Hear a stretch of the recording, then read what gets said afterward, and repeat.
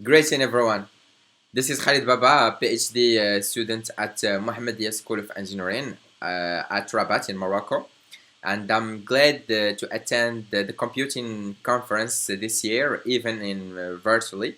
And I will present to you my work entitled A Comparative Study of Active and Passive Learning Approaches in Hybrid Learning Undergraduate Educational Programs, supervised by Professor Nicolas Shimonov and Professor Nordin Fadouli. This is what the presentation shall cover.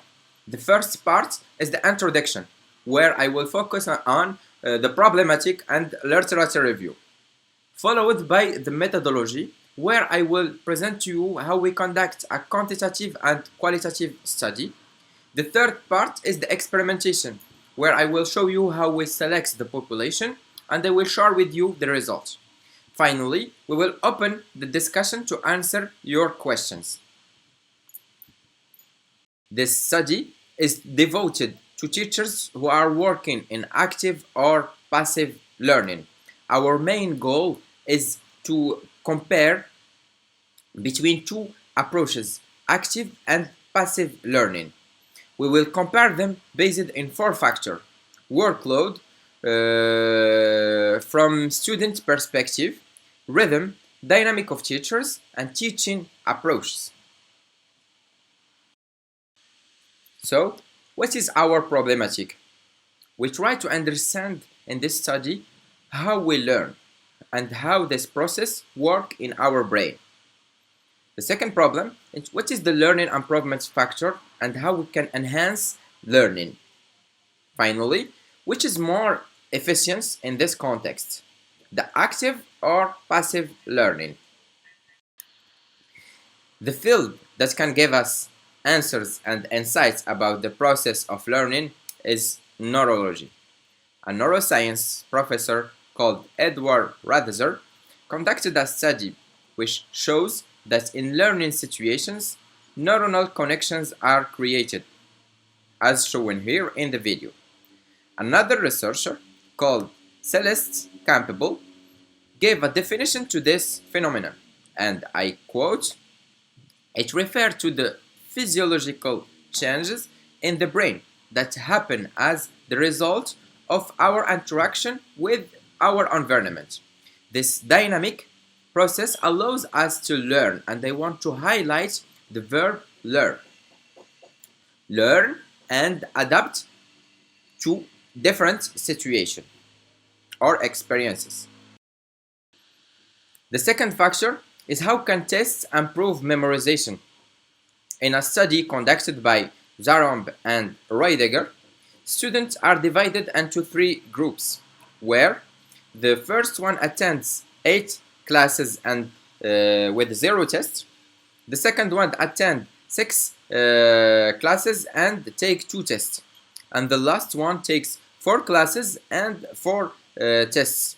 The results, however, shows that the last group were more capable to recalling what was learned than the other two, which means that tests can and do activate the neuronal connection created before, and this phenomenon called neuronal activation. Therefore, it is concluded that the testing effect in the free recall is associated with enhanced organization process. The final factor in this process of learning improvement is spacing. This latter is related to time planning, of course. A neuroscientist called Mason conducted a study where he compared two groups of students who take the same courses in different time span.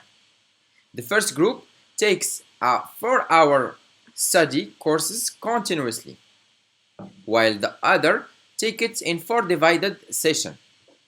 The result shows that the learning level of the first group without spacing is significant compared to the second group, of course in the first day.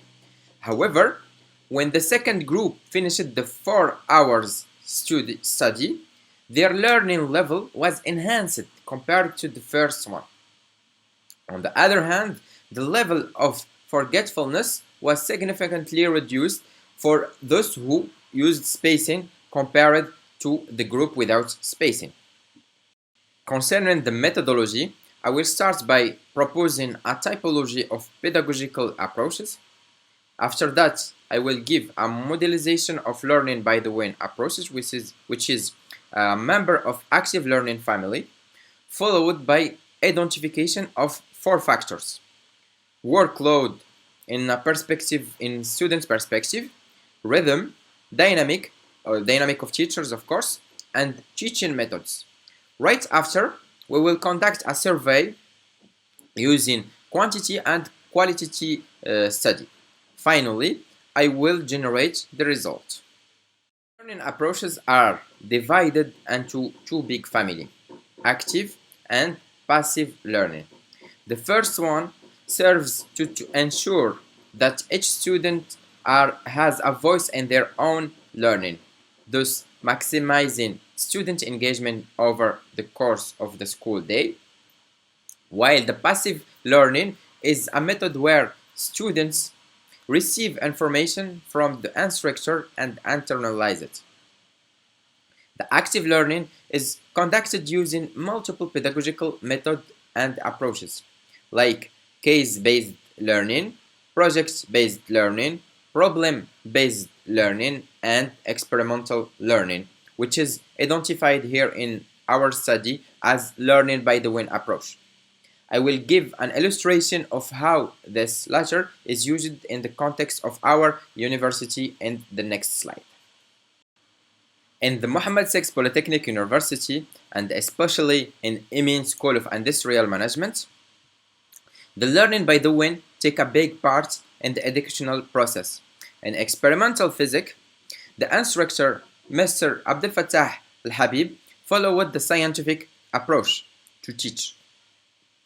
The course is hybrid learning that happens in both classroom or laboratory and online using Moodle as learning management system. The approach is started with remote work where the instructor presents the general problem. After that, the students start investigation and research. After the documentation, students continue the work in the class or the laboratory, starting by dividing the global problem into a small, more specific one to come up with hypotheses and conduct their own experimentation. If confirmed, they move to the interpretation and modelization. If not, they will need to change the hypothesis and continue. However, as a final part, students are invited to communicate their results with their colleagues. Determine the survey characteristic. We choose the field of physics because it is taught using 2 different approaches: passive learning in the classic physics and active learning in experimental physics. We sent questionnaire to students, so we compare between the 2 previously mentioned approaches. The questionnaire mainly focuses on evaluating those approaches based on 4 factors: workload from the student side, the teaching methods, the rhythm, and teacher's dynamic, using a scale of 1 to 4, and there is no possibility to answer multiple times. The number of students who participate in this study is a total of 183 students in undergraduate program, 170 female and 76 male, ranging in age from 70 to 20. The graph in this slide shows the comparison results. Orange stands for experimental physics, while blue stands for classical physics. Regarding the first factor, we found that the workload is quite significant in experimental physics, which adopts the active learning approach, as opposite to classical physics. The second factor, on the other hand, is the teaching method, regarding which we found a little preference for the active learning approach. However, for the rhythm factor, no big difference shows between the two approaches. And finally, the dynamic of teachers is significant in active approach compared to the passive one. The results of our study, we can conclude that the quality of teaching and student satisfaction is strongly linked with the quality and dynamism of the teacher themselves, much more than the approaches. But using an adapted teaching method can help create a stimulating and fun environment throughout the learning process. From interviewing students and teachers, we also found that active learning and passive learning approaches should work together to enhance the learning process. However, we found that students shows a little preference to the active one. Nevertheless, we can say that the active pedagogical approach, without the support and survey of teacher, they can create confusion and frustration. Finally, we can say that this study was limited in terms of its generalizability. Moreover, student type are a very heterogeneous population. As a following step or perspective, we will evaluate the possible outcome of active learning approach when it comes to the motivation to learn, effective problem solving skills, lifelong learning skills, better understanding and retention of the course content. We have reached the end of this presentation.